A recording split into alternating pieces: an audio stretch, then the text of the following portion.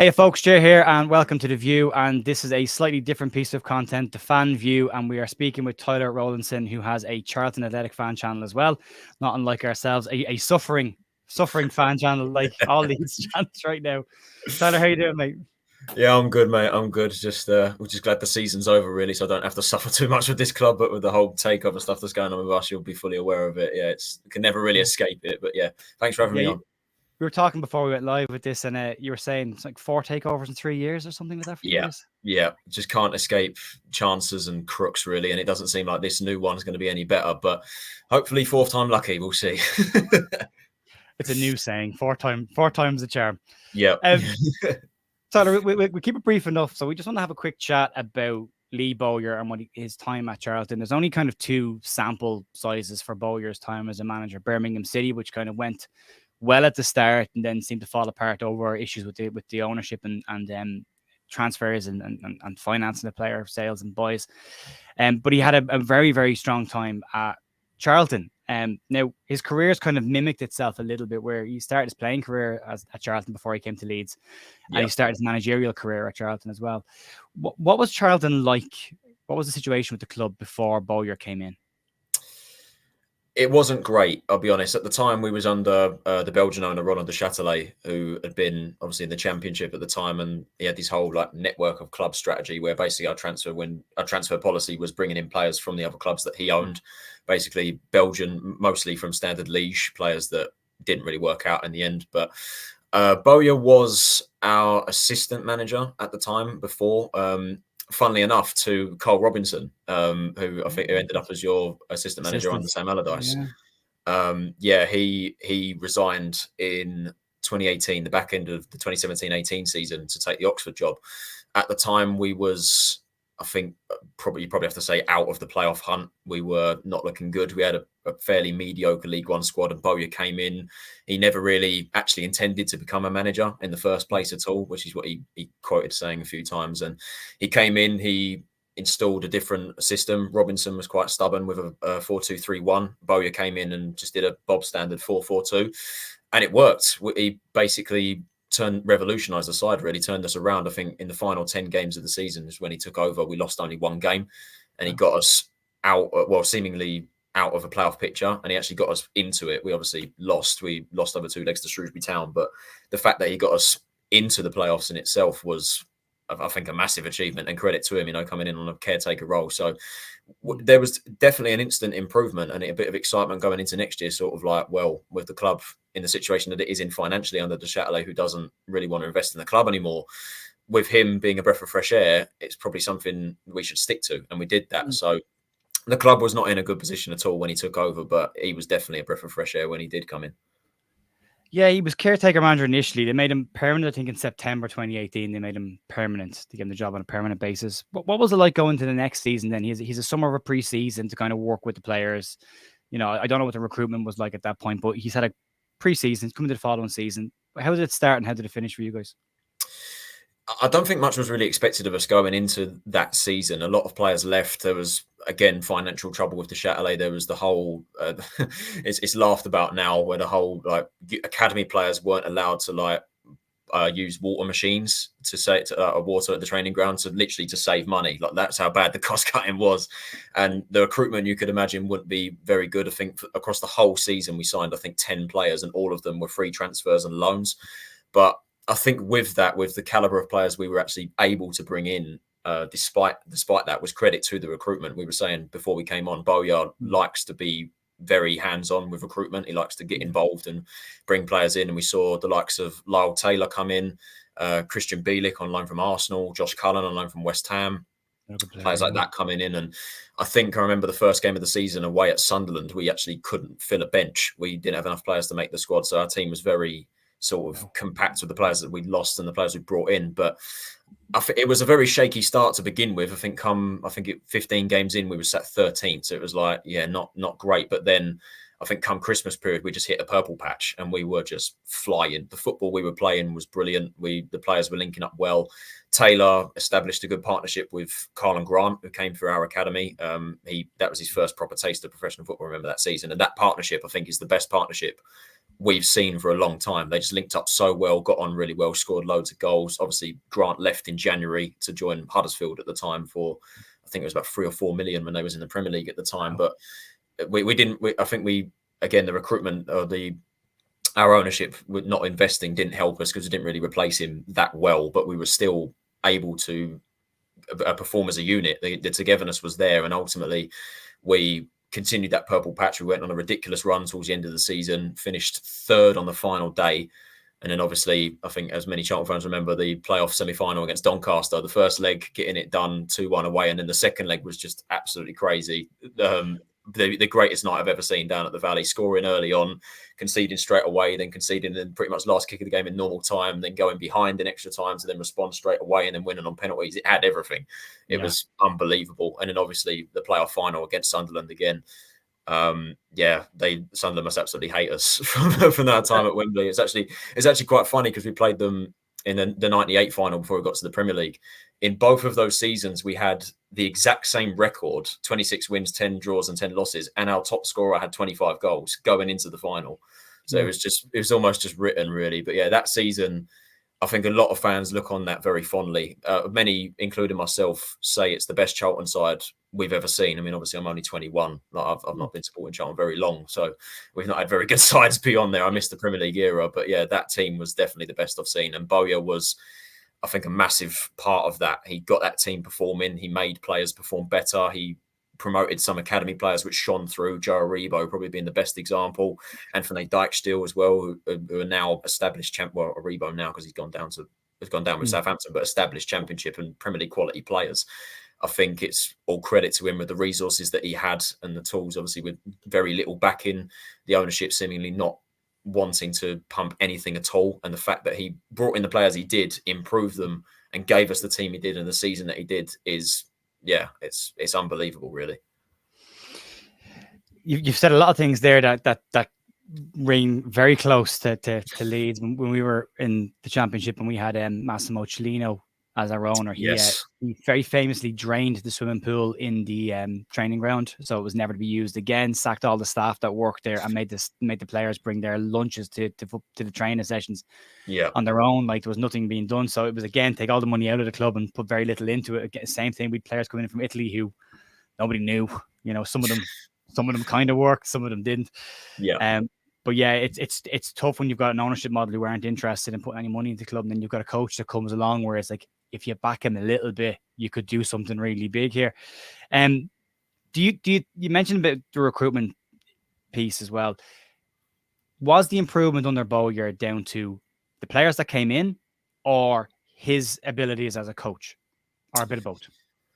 Probably a mixture of both, I'd say, because I think a couple of the players we did sign were already established. So like Lyle Taylor, probably being the most example. He'd already had a few good seasons under his belt at Wimbledon, and he was linked with a number of clubs that summer. Sunderland was actually one of them, and I think I remember he saying he sat down with Taylor and he said, "If you come to us, I'll make you a better player." And I think we have to say he did. You know, he got 21 goals in League One, 25 in all competitions, and I think the coaching as well was a massive part of that, because I've mentioned a couple of the loan players there, Bielik and Cullen. Bielik hadn't really had much professional football under his belt. He'd had a loan spell at Walsall beforehand, but was quite injury ravaged and didn't really get much games under his belt. And as for Cullen, I think Cullen actually had previous experience at Bradford and Bolton, I think it was, but again, never really sort of established himself properly. And he come to us, and obviously we know how good he is now, obviously playing for Burnley and for Ireland. But I think it's a combination of both for sure. I think recruitment, he was able to bring in the gems that he did, but also the coaching was a massive part of that. And not just him, but also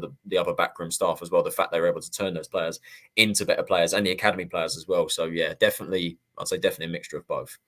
Great. In terms of his style of play, because that's Leeds fans right now, we're all still suffering a hangover from Marcelo Bielsa leaving.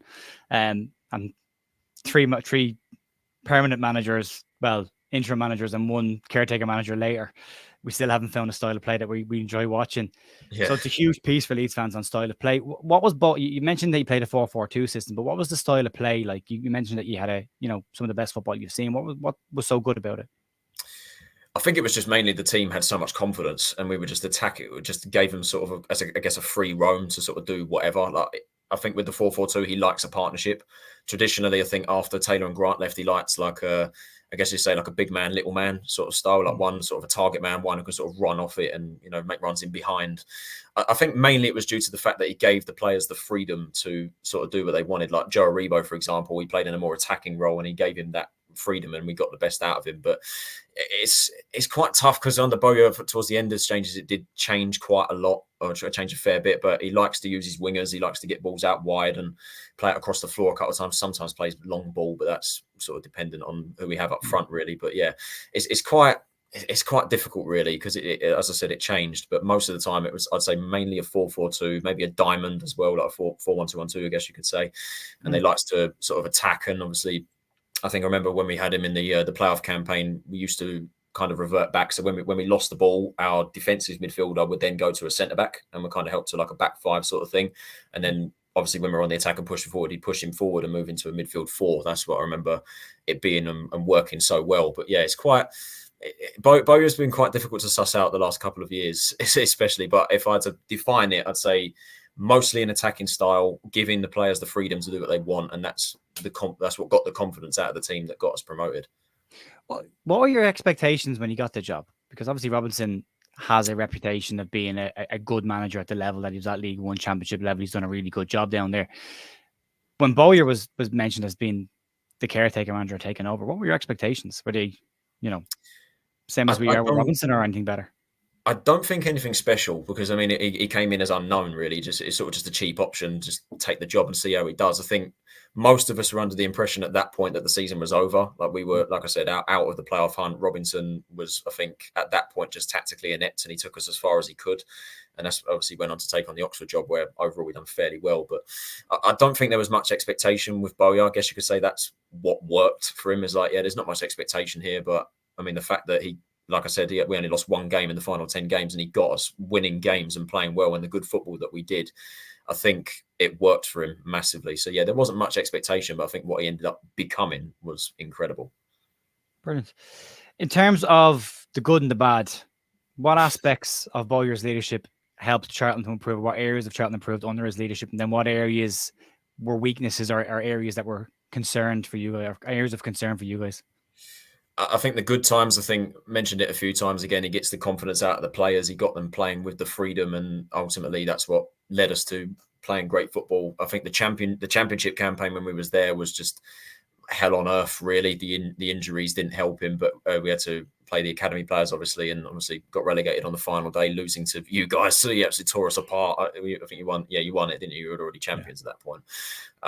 Yeah, that didn't help him whatsoever. But still, I think he was able to sort of give us a little bit of camaraderie, even though the team was fairly underwhelming.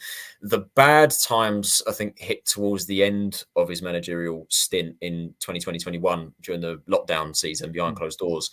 I think what really happened is teams sussed him out. He became eventually quite easy to sort of like tactically outclass. And one thing I say that really undone Bowyer was his stubbornness. I don't think there was no real plan B towards the end of it. He sort of just stuck with what he believed worked. And it ultimately, there were some very poor performances that season, but ultimately I think it led to him. I mean, it did. It led to him. Well, he wasn't sacked. He resigned and took the Birmingham job. But yeah, I think what undone him was, again, just no real plan B, no real desire to change things up when things weren't working out. And that may be a problem if he does. I mean, I think it's unlikely he gets the Leeds job, but if he does, I think that would be something to look out for, that there isn't really a plan B with him. Yeah, from reading up and looking at bits and pieces, he seems to have had the exact same impact at Birmingham that he had at Charlton when he took over. Initially, they got a big boost, they got a lift, they pushed on. And then the end seems to be very similar as well, where he's had disagreements with the ownership over recruitment and players and investment in the team, where I think he looks at it from a perspective of taking this bunch of players as far as I can physically take them. We now need to improve this squad to go the next level. And unfortunately, the money's not there to do that. So he ultimately ends up walking away. If and it's a massive if he was to get the Leeds job, which, let's be very clear about this, he has put himself in the frame for that job. Nobody else has. It's amazing what an interview on TalkSport can do. Would you see him lifting Leeds Or would you see him doing a good job in the Championship? He said himself that he reckons he could get Leeds promoted, but every manager's going to say that. Of course. But being at Leeds, morale is in the toilet right now after how it's been an absolutely dismal finish to this Premier League season. I mean, I still have to laugh at that TalkSport interview when I heard it first. I mean, I was kind of surprised. I was kind of surprised, but also not, considering he is obviously ex-Leeds, and it's not really surprising to that. But I was surprised more to the fact that he's been out of a job for nearly a year now since he left Birmingham. Just over a year, yeah. I think if he was to get it, I think you'd probably have to say the same with what happened with us in Birmingham. I think there would be that one, possibly that boost. It's tough to call really, because I do feel bad for him, because he every club he's been at has been under some sort of ownership like circus, especially with us and Birmingham and what's happened. Perfect for us then. Yeah, exactly, the perfect appointment. But I think it's tough to call, because obviously he's going to want his own players. He's going to want his own style. I don't know how many of the players you're going to keep from the Premier League team. I doubt many. I know Junior Firpo's off, and a few others probably will be leaving as well. But it's tough. I'd like to say there'd be that boost, but again, that solely depends on the system that he wants to install. If he sticks with what he usually does, which I would probably define as a 4-4-2 / 4-2-3-1 or whatever he played at Birmingham. I'm not entirely sure, but I think it really depends on the resources that he's given in terms of the funding and that, which again, I don't know what your budget would be in the Championship. I imagine parachute payments would help you out a little bit. Obviously, he likes to be hands-on with recruitment, so he'd like a say in that, players he'd like to bring in. But he does seem to, I mean, obviously any manager would do it, so he seems to big himself up massively. But it's tough. It's tough to call out how we do, because I mean, Birmingham, his time in the Championship obviously his time in the Championship is not great on paper. Obviously got us relegated, but I'd say I would still look back at that as a bit of a unfair relegation. We was only outside. We was only in the relegation zone for one game week, and that was on the final day.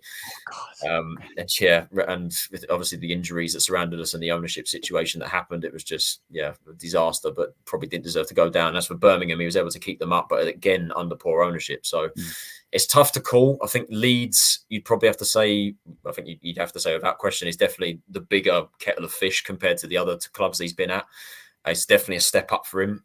It's obviously unlikely, but if he does get it, which again, very unlikely, it's tough. Again, I think it depends really on the resources that he's given. If he's given the freedom to sign the players, and if that boost that he's had with us and Birmingham at the start, and he can keep that on for a full season. But it'll be interesting for sure. Tyler, won't keep you. Massive thanks for popping in and doing this with me. I really, really appreciate it. And do you want to plug your channel as well? Because you've got a really good channel, to be fair. I watched a couple of the videos on it as well. So if you want to plug that as well, if anyone gets some detail.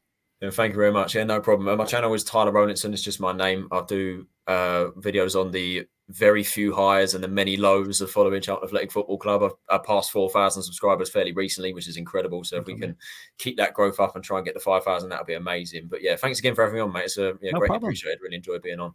Yeah, no problem. And hopefully we get a chance to do this again. If we ever manage to get ourselves in the same division again, we can do something. Yeah, if we get promoted this season, then and hopefully you don't go up. There's a very good chance of that happening. There's not a good chance of us going up at the moment, to be fair. Well, you were in the middle. Well, you were mid-table last season. You weren't points-wise. Yeah, you were huge. I think so, but again, it solely depends on this ownership being this new one that we're getting now. Apparently, whether that goes well, but I don't know, man. It's not very likely, but we'll see. Fingers crossed. Fingers crossed. Same as us, Tyler. Same as us. Get the ownership right, and you never know what could happen. Tyler, thanks very much for popping in. I really appreciate it, mate. No problem. Thank you. Thanks for having me on.